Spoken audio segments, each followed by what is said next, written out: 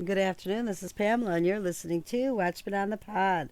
Today, we're going to continue with our book reading, Let Me Be a Woman by Elisabeth Elliot. Remember, these were little letters that she had wrote to her daughter Valerie before she had married. We are on chapter 34, and it is entitled, Equality is Not a Christian Ideal. If we accept the idea of hierarchy, we need to know where the lines are drawn. A dean of a small church-related college was asked to relax some of the rules a little to make them more relevant, more realistic, more acceptable to today's students. But this dean had been in the business long enough to know that this request would come every year. Every year, the student newspaper would carry editorials on the cut system, dormitory regulations, the grading system, and compulsory chapel. You already know that this was years ago. Students today have hardly heard of any of those things. You could compare copies from 1926 and 1956 and find similar complaints. Wherever you draw the lines, the dean told them, is where the battle will be. In the short 10 months of your life before your father died, he had to draw only one line for you that I can recall. He made it quite clear that you were not to touch his books. You had pulled one from the bottom shelf and torn a page and got a spanking from him. And from then on, you understood perfectly. A baby's understanding is usually way ahead of his parents' estimate that you were not to go near them. But I could still see that little face, quizzical, self-assertive, mischievous, and plainly defiant, as you crawled slowly toward the bookcase, peeping back over your shoulder at us, testing the line. We watched silently, also testing. You kept on. A tiny finger was raised from the floor and inched toward the books. Valerie, pause.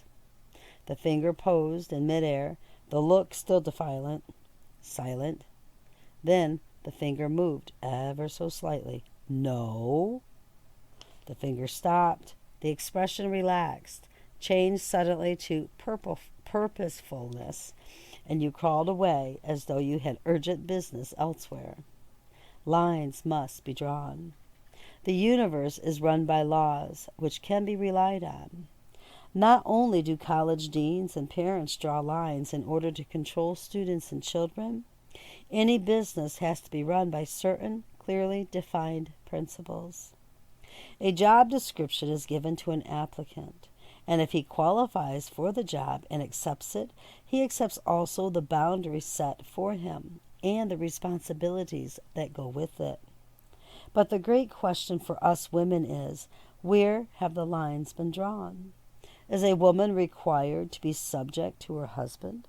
May a woman be ordained to the ministry of the church? Is she subordinate to men in all areas of life?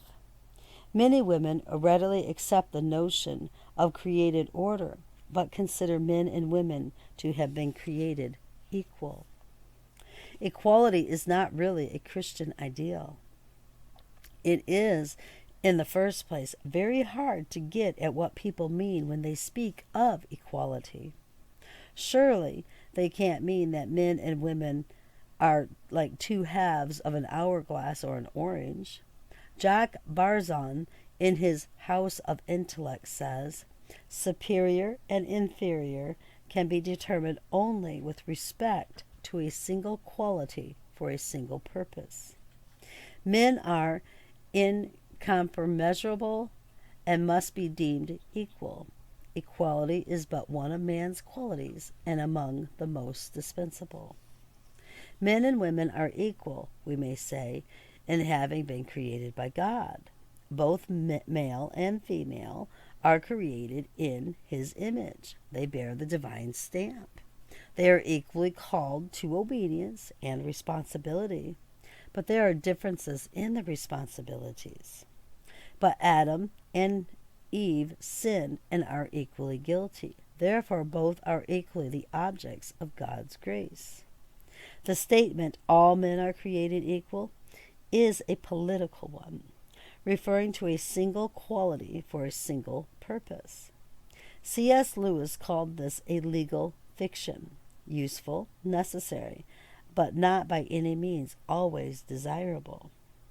Marriage is one place where it doesn't belong at all. Marriage is not a political arena. It is a union of two opposites.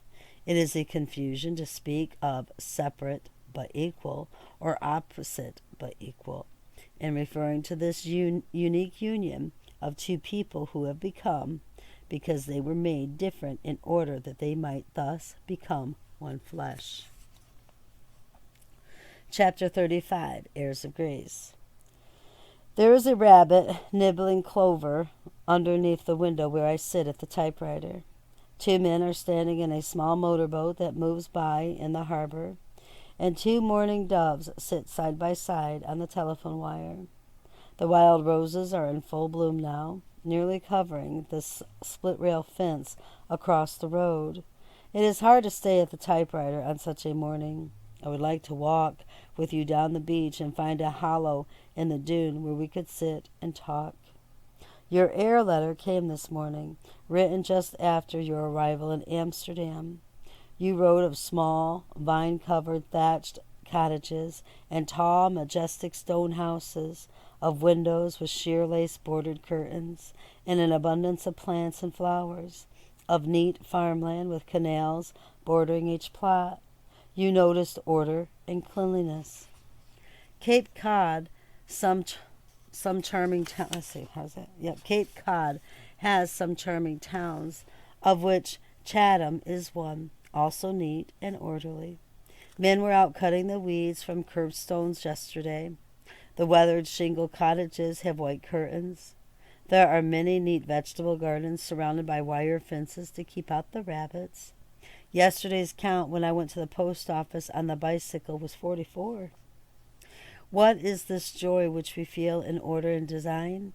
Isn't it the same kind of pleasure we experience in the rhythm, which is the predictability of music, the pattern of an oriental rug, the measure moments of a dance, the unimprovable form of any true work of art? Our joy is in the very discipline of the thing. The discipline doesn't stifle, it gives power, it makes beauty possible. Why shouldn't it be so when we consider the glorious hierarchical order too?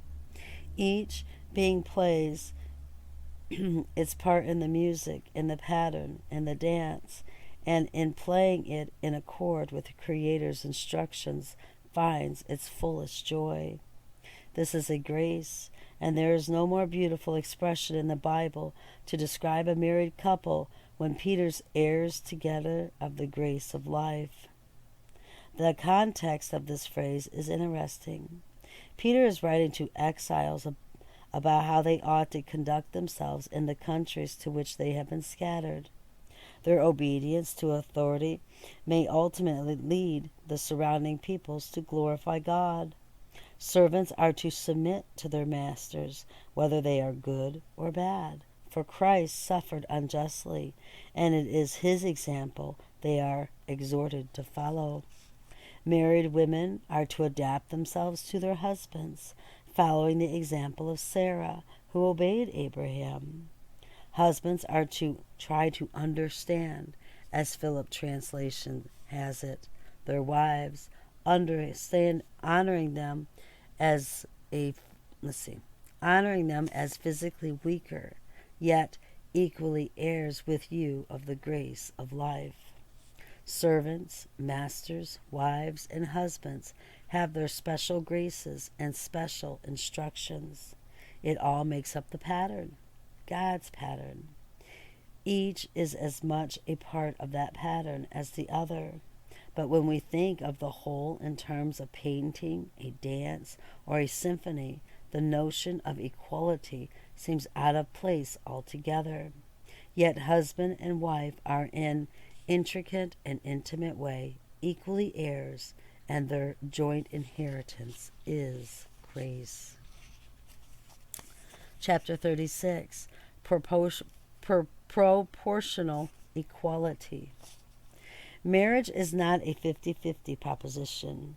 As soon as it is thought of as such, it becomes a power struggle with picayune score, keeping to make sure one doesn't outdo the other.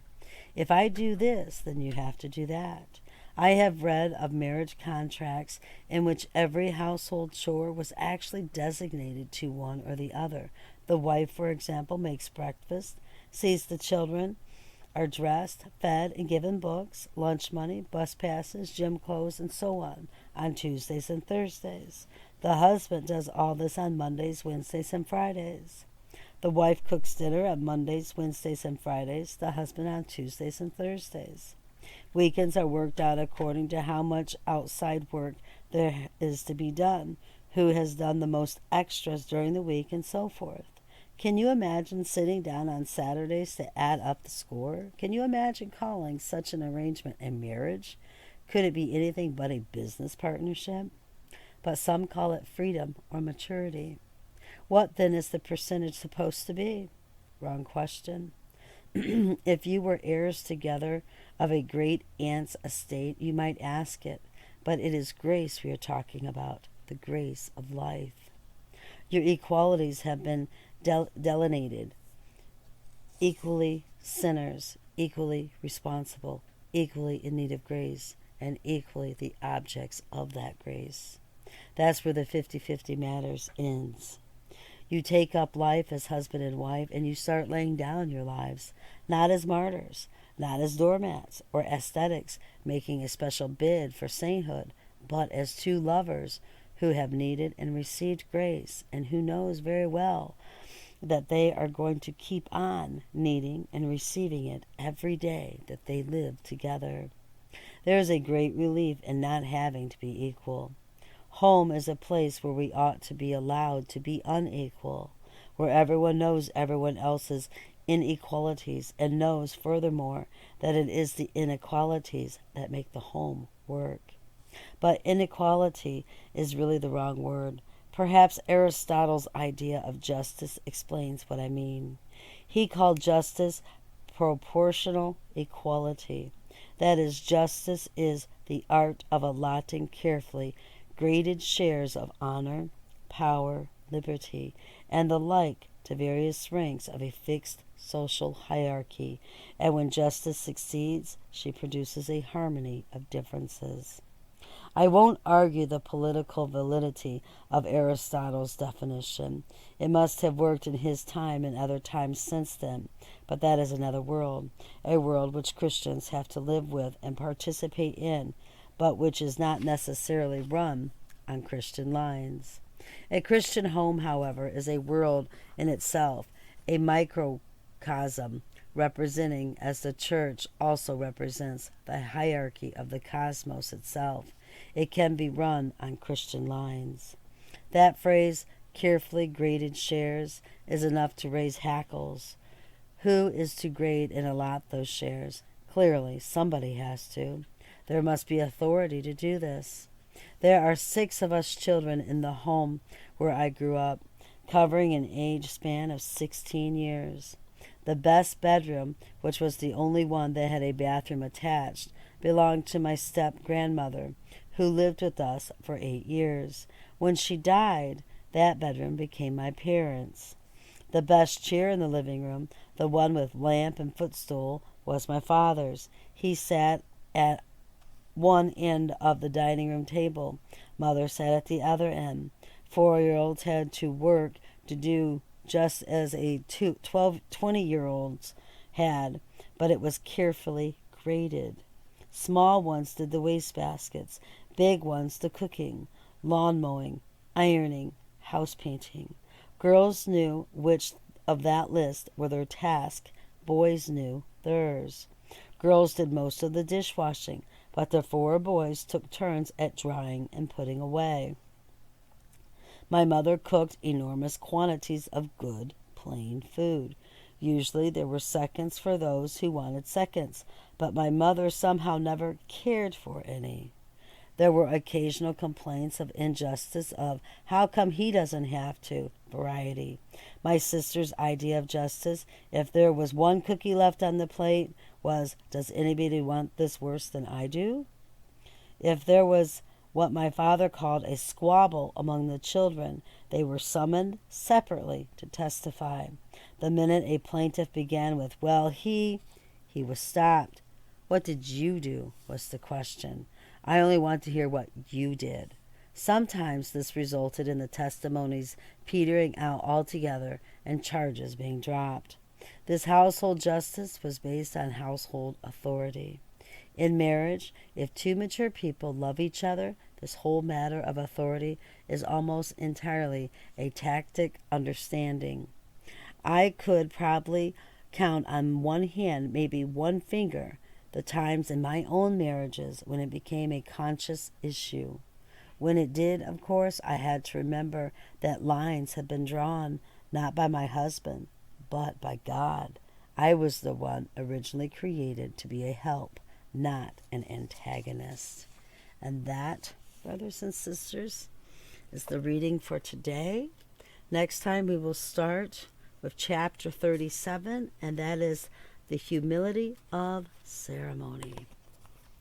I love you all so very much. Keep your eyes on Jesus, your nose in the book, which is the Word of God, and embed the Word of God upon the tablets of your hearts so you will not sin against God. I love you all very much. You have a blessed day. Bye-bye.